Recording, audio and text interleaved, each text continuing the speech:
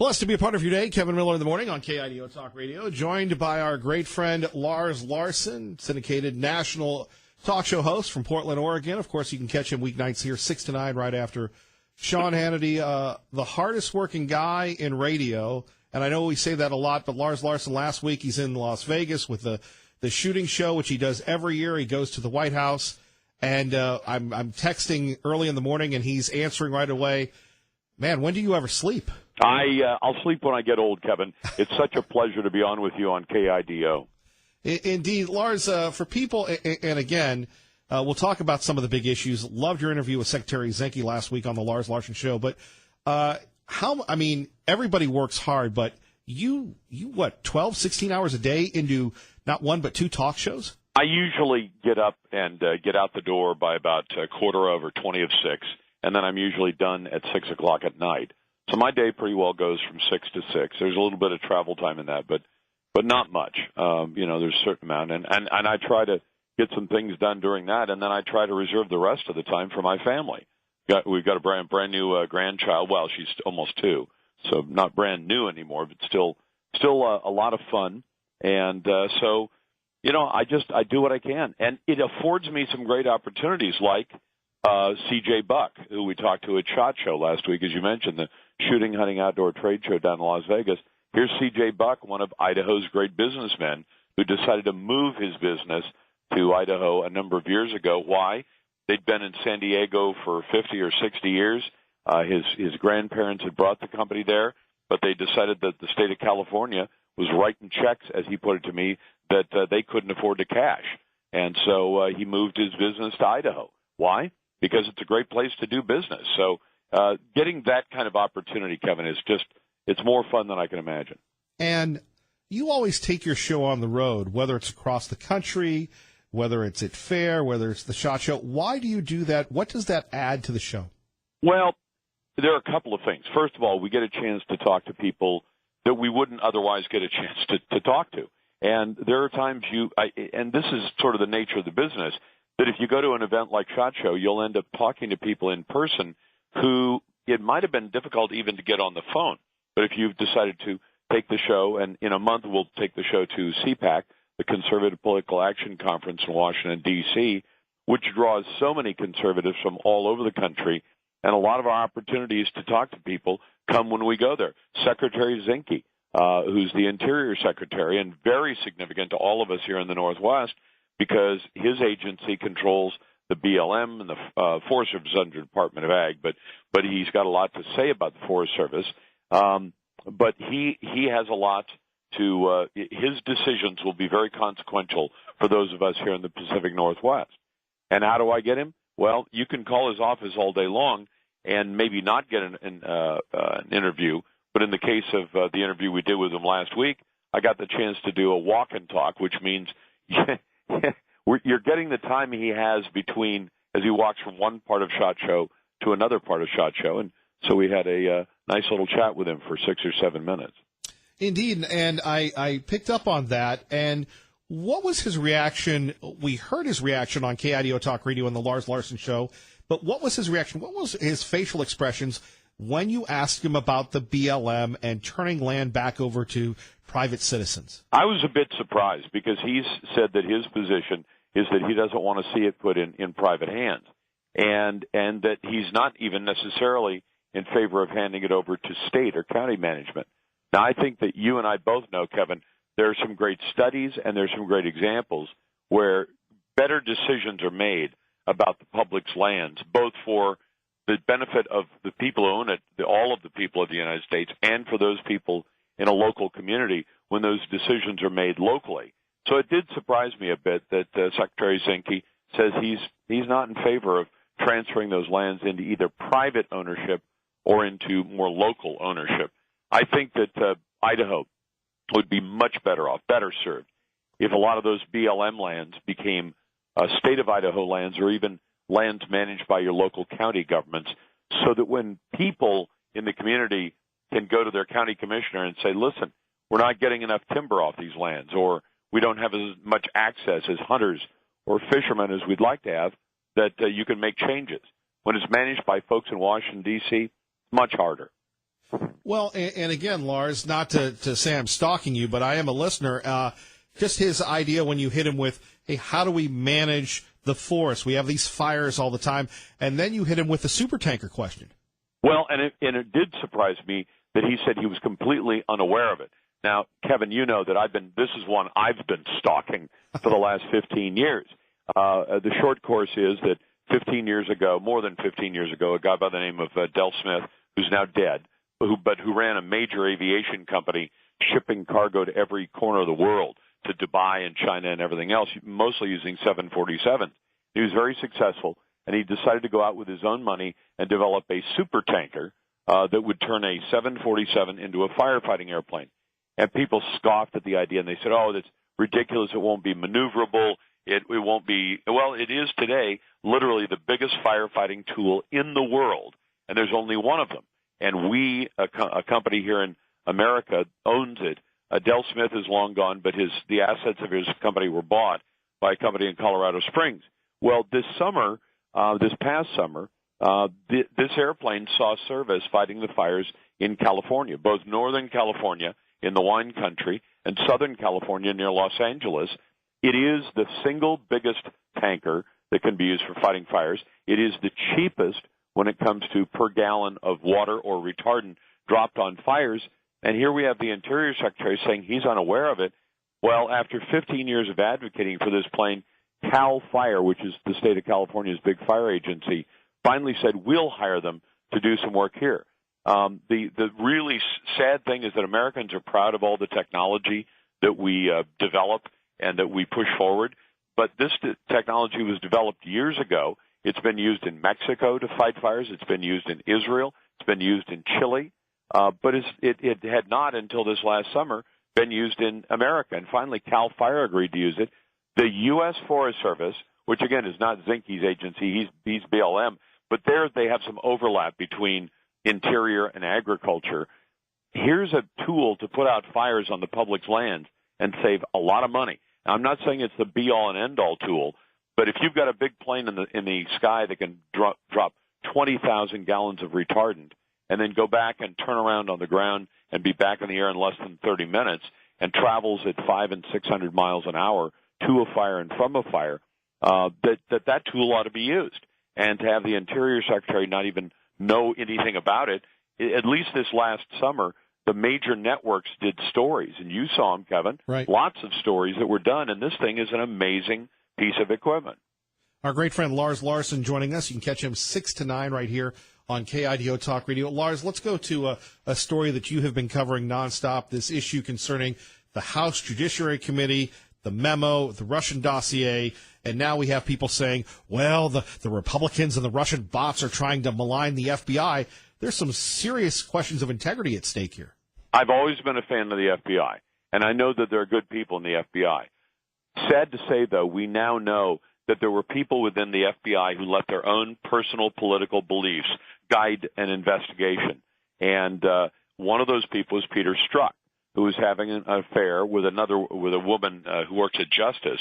And here's a guy. Imagine this: if in Boise, Kevin, you had a major murder that was being investigated, and the police chief put a detective in charge of investigating that murder who had a personal set of biases, either for or against either the victim in the murder or the suspect in the murder.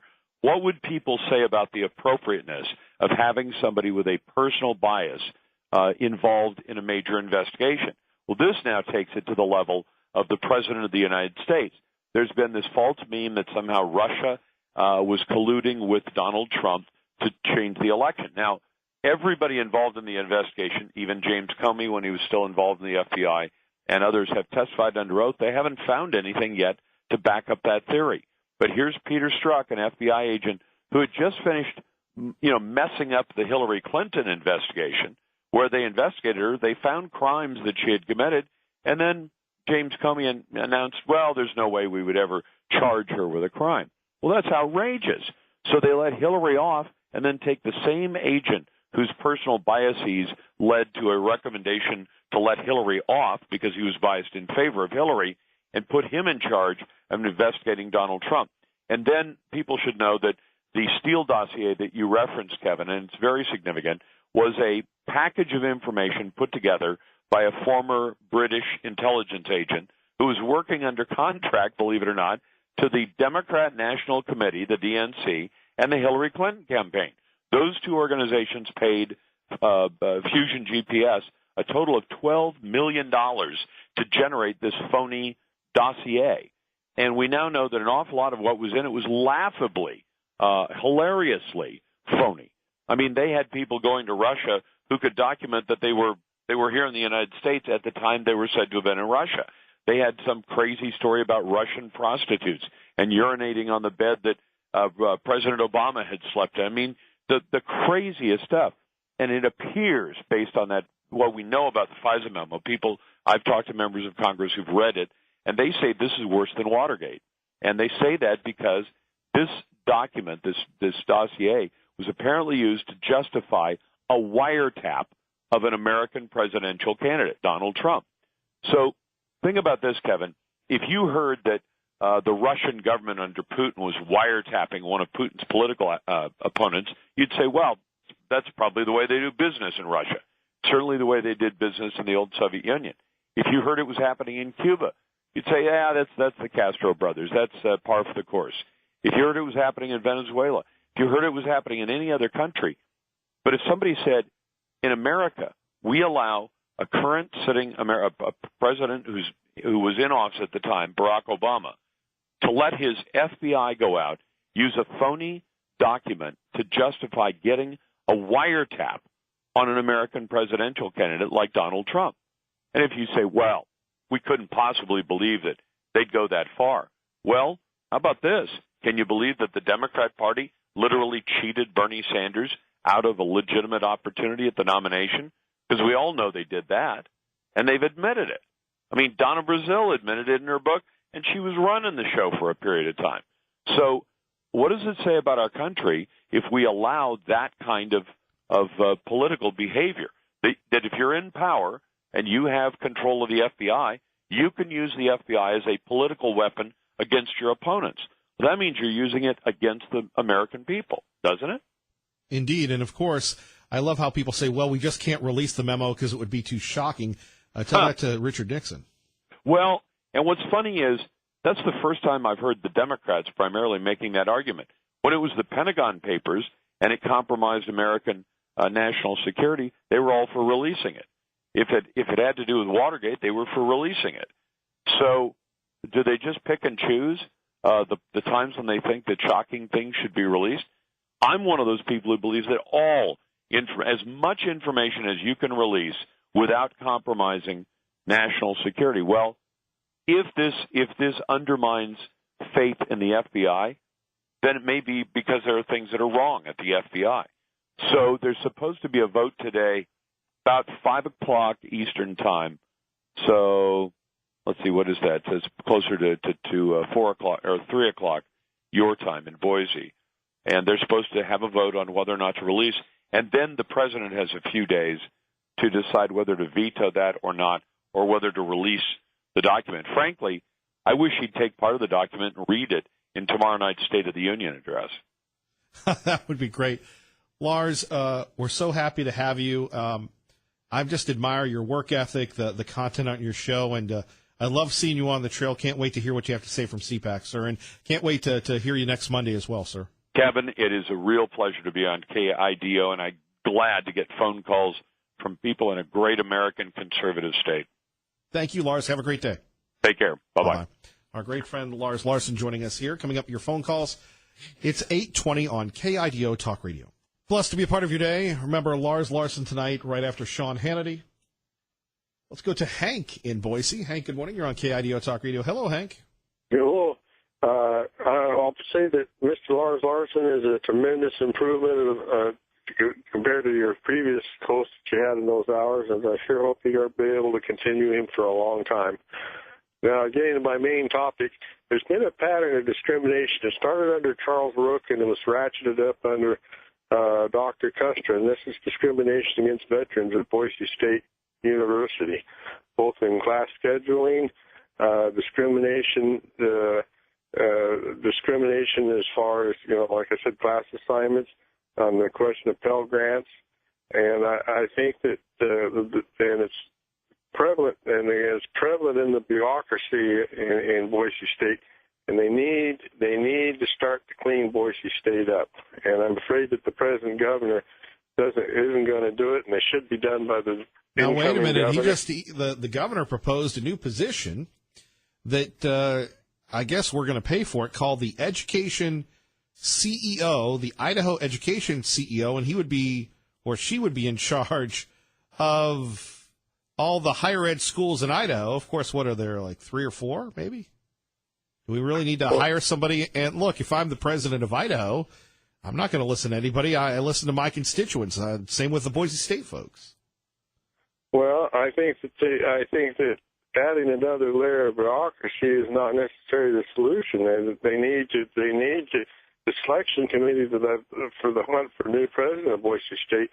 I'll tell you right now, the people they place on it, the person they're going to find isn't going to be somebody who's going to please us. I mean, it's stacked for another liberal in there, and I don't, and there needs to be other reforms out there, Boise State. I don't like the idea of the arts and letters, the main departments, 100% dominated by leftists out there. It's been this has a tremendous impact both on the millennial people who are basically being taught that socialism is the most equitable form. Well, that and they're agnostic when it comes to politics, and it's not about confrontation. It's all about compromise for them. But what do you make of Governor Otter? I know you're a big fan of his at KIDO Talk Radio. Oh, don't get me started. You're going to get me riled up, and then I'm going to start being honored. But I'll tell you what. Well, no, I'm just saying that where is all this money coming from? For years, we've been fiscal stewards of the budget. We don't have money for this. We don't have money for that. Now we're going to create a new position, the Education CEO. I thought that's what the state school superintendent did. Well, that's exactly the role of it. They don't need another layer of bureaucracy. We need people. We need people in there that means to change policy. All you're going to do by creating another bureaucracy is basically it always ends up putting control in the. You have even less accountability as far as decision making. If you put more, this is why bureaucrats love to grow the government, because you can't. It makes it harder to pinpoint the blame when something goes wrong. And I don't want to see it. I don't know what happened to Butch. I think in the end we were all wrong about him. And like I said, there were a lot of conservatives out there. Ralph Smead supported him, and he was tied. So, he even flirted for a while with the Birchers in the 70s. Hold on. Back to this Betsy Russell piece. Otter is proposing $500,000 next year for a consultant study, and more than $250,000 for the new Idaho Education CEO that would be referred to as the Chief Education Officer or Executive Officer. That person would be paid $200,000 a year and would become the state's highest paid employee, not counting university presidents, football, and basketball coaches. That's a lot of money. What's the ROI on that? I'm just wondering.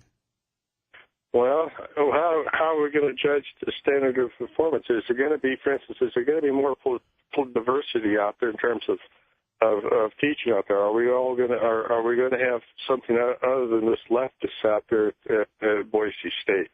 I mean, you have rivers, the old driveway like along the rivers changed to Che Cavarro Lane. You can tell the drift in there, the hard left drift out there. Well, and when they get in, that's the city of Boise, when they say the what was it, that rock that said where civilization starts, and they remove that. Hank, I got to run. Thank you. Traffic and weather together. Global warming comes to the Treasure Valley, Larry. Thank you very much. Coming up, we'll get the local report from Maggie O'Mara, then more of your calls with me, Kevin Miller. You're listening to KIDO Talk Radio. Good morning, Maggie. Good. And let's go back to the phone calls. Tea Party Bob joins us now. Good morning. Good morning, Mr. Miller. How are you today? Well, recovering after a long and well attended Canyon County Kids Expo. Well, that's what I heard. I heard you had a very good time down there. Is that correct?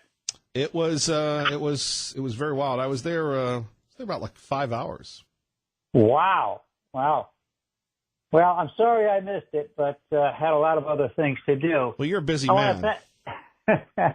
Well, I want to thank you for putting up the poll on the effectiveness of the flu vaccine, as I believe that the doctors and the government have been pulling the wool over the public's eyes for far too long. You know, to show your listeners the fallacy of government scare tactics, do you remember the dangerous Zika virus?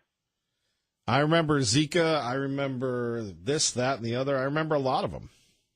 Well, that was supposed to be so dangerous last year that Congress gave the CDC $1.1 billion to develop a vaccine against this virus, which was never needed. The real question is, where did the money go? Because we don't have a vaccine. Well, thank goodness you're asking the real tough questions here. And thanks for mentioning the new poll we put up for the first congressional district race. If your listeners want to vote in this poll, they can go to the Gem State Patriots Facebook page, click on the picture of the candidates, and it'll take you to the polling site where you can vote only once. We will be putting up 2 more polls in the coming weeks, one for the governor's and one for the lieutenant governor's race. Oh, it seems like you're copying the KIDO Talk Radio polls. Well, listen, you know, if you find something good, they say copy it, but only vote once. Hold on, I like that. It's those things are so original, but you know, it was interesting. They had a forum in Kootenai County. I had a chance to watch it on Facebook yesterday with the congressional candidates, and I think they had maybe 100 people in that. It was a pretty well attended event. So the first congressional district, well, you can't be objective, so why even go there? I'm very objective. You know me. Yeah, right. I object to everything that goes on. Sure. But, you know, it's interesting, and I don't know that we've downsized media so much, not only in this state, but in others, that there are a lot of big races that aren't getting a lot of attention. You know, you think about the governor's race, that kind of gets some, but the first CD race, not a lot. The lieutenant governor's race, not a lot. I mean, sure, people have people on, but there's not a lot of in-depth stuff. And it's ironic because, you know, we can talk about, you know, bad letters that people write, and then we can talk about people vandalizing sculptures and stuff, but really the decision-making thing is going uncovered. Does that tell you something about the public? Are they just disenamored with what's going on, or do they not care at all? I don't know. I don't know. It's going to be interesting to see how many people actually come out and vote in the races come the primary time. I'm still holding out hopes that you're going to jump in at the last minute.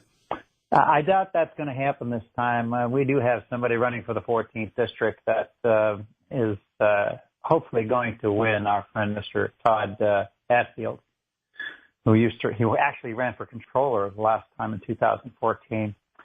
I just wanted to mention that Hank is right about BSU. We're going to be publishing a story about the problems there in the next few days. If you want to know why the governor is going to waste another $700,000 of the taxpayers' money, it's because he can.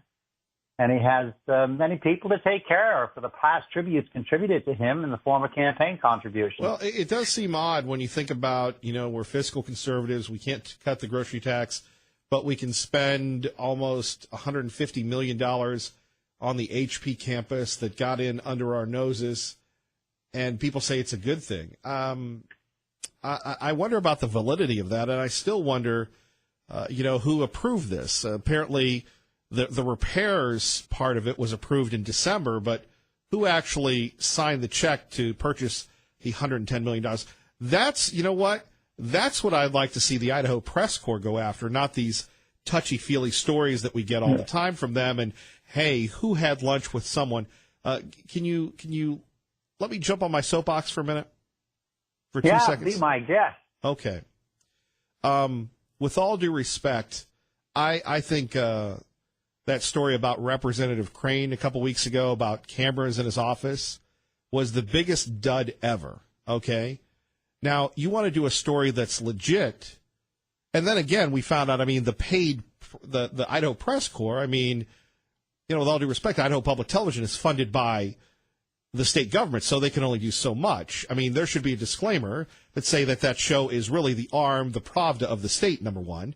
Number two, I mean, your friend or nemesis, call her what you will, Betsy Russell, I'd like to see Betsy. My friend. I'd like to see her. I mean, she's the last political journalist in the state. I'd like to see her do a story on how we got suckered for buying $150 million of the HP campus. You're never going to see it. It's not going to happen. To me, that's a story, not whether or not somebody has cameras in their office to protect them from false allegations. Well, you see, that's why we have people like you on the air to talk about these things, because otherwise they wouldn't get mentioned. And the unfortunate part is that the press actually thinks they're doing a good job. Ergo, the reason I've canceled all my subscriptions and don't watch ABC, NBC, or CBS anymore. Tea Party Bob, the publisher of the Gem State Patriot and home of the new poll concerning the first CD. Check him out now at gemstatepatriot.com. Have a great one, Kevin. You enjoy yourself. I will see you soon, my friend. You betcha. Have a good day. Bye-bye. Bye-bye. Pro-Life joins us now at KIDO Talk Radio. Good morning, Pro-Life. Yeah, I listen to Tea Party Bob at Bob Neugebauer Health Show on Sunday evening on your station, and it's pretty good. But anyway... review and commentary of programming. I'll pass that along to the program director. All right. That happens to be you, right? You outed me once again. Oh, well, anyway, what I want to talk about is flu shots. They're not very effective, and it's a total big lie when they say if you take a flu shot, even if you get the flu, it will diminish the severity of the flu. I believe that's a big lie, and if you go to nationalnews.com, there's scientific studies showing that that's just baloney to sell more flu shots. But flu shots have aluminates and mercury in them, and some people are saying they're modifying that, but those things are harmful. It's recommended that if women are pregnant that they not take a flu shot because it's been linked to miscarriage. And it's just a big situation that's not good at all, and people don't really realize that. The naturalnews.com... you pumped the naturalnews.com like 75 times on Friday. Oh, okay. Well, I won't say it again. You should have gone into branding. Yeah, I'd have been good at that. But yeah. Anyway, people aren't yet making up their minds about who they're going to vote for. And if you look at the Secretary of State's website having to do with the number of people that vote in the Democrat primaries, you'll see that there's 25,000 that will vote in the Democrat primary. Then when it comes to the general election, it's up to 150 to 175,000. And I'm saying that a good portion of that, between 25,000 and 150,000, whatever, they're voting in the Republican primary. And so that affects a Republican primary. They register as Republicans, of course, but they're liberals. And we got enough liberal Republicans anyway. So that people don't, they think, I'm a Republican. All the Republicans I know are pretty conservative. Well, it isn't when it comes to voting.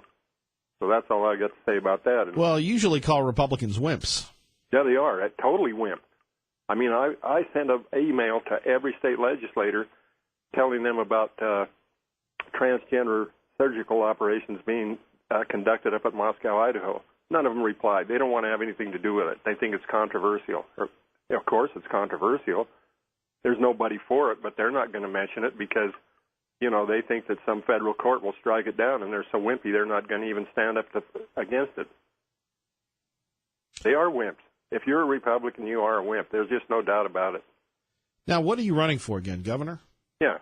Okay. Yep. And I'm not a wimp. Well, anyway. Well, thank you for that, Pro-Life. No, Republicans, you can't get them to say that abortion is murder. You can't get them to say socialism is collective theft. They know that, but they're not going to really say that. They want to play like they're that so they can get those voters, but they're not going to really get tough on it. Pro-Life, we appreciate you listening to KIDO Talk Radio. Thank you. Good station. Thank you, brother. Take care. Okay, bye. 580-5436, 580-KIDO. Earlier, we introduced this topic, and it's really about it's unfortunate what a California teacher has been teaching his students in a school. This all happened at El Rancho High School in Pico Rivera, southeast of downtown L.A. The 17-year-old student who recorded the video says the voice you're about to hear is his U.S. government teacher, Gregory Salcido. They're not like high-level thinkers. They're not academic people. They're not intellectual people. They're the freaking lowest of our low. In all, the rant lasted a full 5 minutes. Since it's gone viral, the teacher put a post on his Facebook page, which reads in part, quote, "I don't think it's wise for me to make any specific comments, but I want my friends, family, and students to know we are fine and we respect the rights of free expression for all individuals. The El Rancho Unified School District is now investigating." In Los Angeles, Jonathan Hunt, Fox News. Let's go to Pat from the North End with Kevin Miller at KIDO Talk Radio. Good morning, Pat.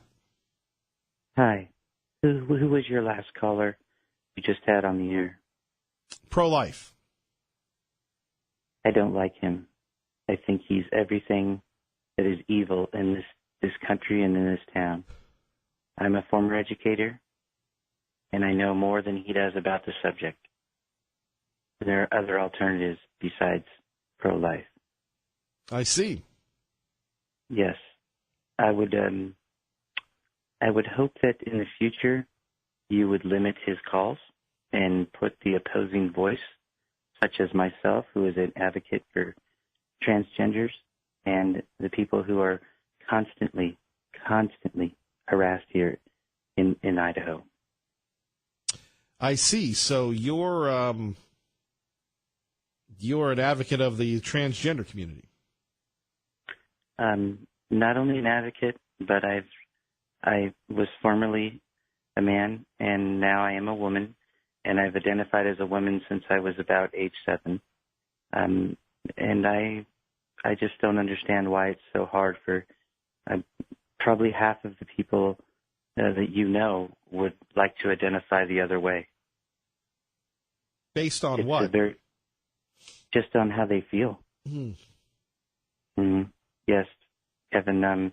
There's times where I'm sure yourself have even thought of it, right? That I've thought of what? What life would be like being a woman. I don't think so. Oh. Well, all I ask of you and your right-wing agenda and your callers like pro-life is open your minds. You guys are very closed off, and you need to find out what we're all about here. Well, Pat, from the North End, we appreciate your sense of direction. Yes, I think in the future I'm going to call more often. You need somebody to represent our side. And there are two sides, Kevin, and it seems like you constantly forget this. Well, thankfully, you're volunteering to remind us. That I will. And I know you're a religious man. And why don't you ask God what he thinks about it and stop being so one-sided and so hateful. Well, duly noted. Thank you, Pat. Yes, okay. Goodbye. Goodbye.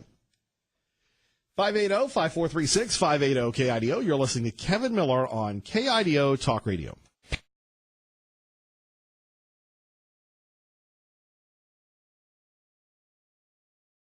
Thank you, Ray Amaya. And to our friend Rome, Kevin, it's funny how the left wants difference, but they don't provide it themselves. By the way, I do want to remind you, tomorrow night we'll be at the Dave & Buster's from 6 to 9. We would love to see you there. For more details, go to KIDOTalkRadio.com. If you've never met the Miller Militia, if you've never been to one of our parties, it's going to be a great time. We would love to see you at Dave & Buster's.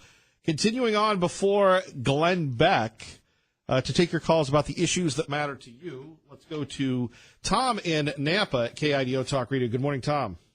Oh, good morning. I know you're about running out of time. I haven't called for a while. I just got a couple of things I want to get off my mind. One, the flu shot. I used to get the flu or cold several times every year, and I started taking the flu shot 21 years ago. I can probably count on one hand how many times I had the flu in that time. So I think the benefits far outweigh things that may be negative. We've heard about them. I think you have a much less chance of catching the flu, and when you do get a cold, they're not near as bad as they would otherwise. That's just from my own personal experience. Well, thank you. But didn't you live? Wait a minute. Didn't you live in California? Yeah. And the weather's always warm there, so of course you didn't get the flu. No, I had the flu all the time in the 90s. It seemed like the early 90s. I lived in California. I still had the bug. And I started taking flu shots, and I didn't get. I waited till I moved up. No, I took a California flu shot the year I moved up here. They said it didn't make any difference where you lived. But I think it beefs up your immune system, and I just don't get sick that often anymore. Well, you're destroying my narrative, Tom, but go ahead. Well, anyway, now this teacher down there in Southern California, I think it's reprehensible what he said. And I think there needs to be a hue and cry against it, because it seems like if somebody says something to the off color the other direction, people demand, to be fired. So maybe it's time for people who feel the other way now to rise up and say they want this guy's hide. And I think that was very inappropriate what he did. Doesn't seem like he's repented either, does it? Pardon? Doesn't seem like he's repented either, does it? No, it seems like he's stuck his head up. I mean, if he stuck his head up here in Idaho, he'd probably lose in about 10 minutes. But in California and southern, Los Angeles, well, who knows, They call it academic freedom down. That's one of the reasons I moved out of that state. One last thing, I picked my hat off that transgender lady that called this morning, and I would hope that you wouldn't play segments of her things trying to mock her. I don't think that'd be respectful. I can't figure that particular situation out, but I have some bit of empathy for them. They lead a hard enough life as it is, and I don't think we're fair trying to make fun of. I don't think. Well, wait a minute. Wait a minute, Tom. First of all, I don't think we were making fun of her. We were making fun of me. And hold on. When someone calls me all these names, I sit here and take it. Oh, no, yeah, I think you did very well on the call. It's just that after your station break, sure, you played a little segment of that. It was kind of like in a mocking fashion, I thought. That's the thing I'm talking about. No, I thought you handled the call very well from her personally. It's just I hope you don't do a bunch of repeats of portions of that throughout your show, because I would hope you wouldn't do that. That's what I was calling. Fair enough. Fair enough, Tom. Okay. Thank you. Thank you. I think that's the first time we've got a negative review of the Rehemiah Rejoiners. Violet's next, but first, let's get you to traffic and weather together. 8 to Violet on KIDO Talk Radio from Nampa. Good morning. Hi. I just wanted to mention that parents who vaccinate on schedule are injecting their kids with both male and female DNA. Excuse me. The MRC5 cell line has male DNA in it.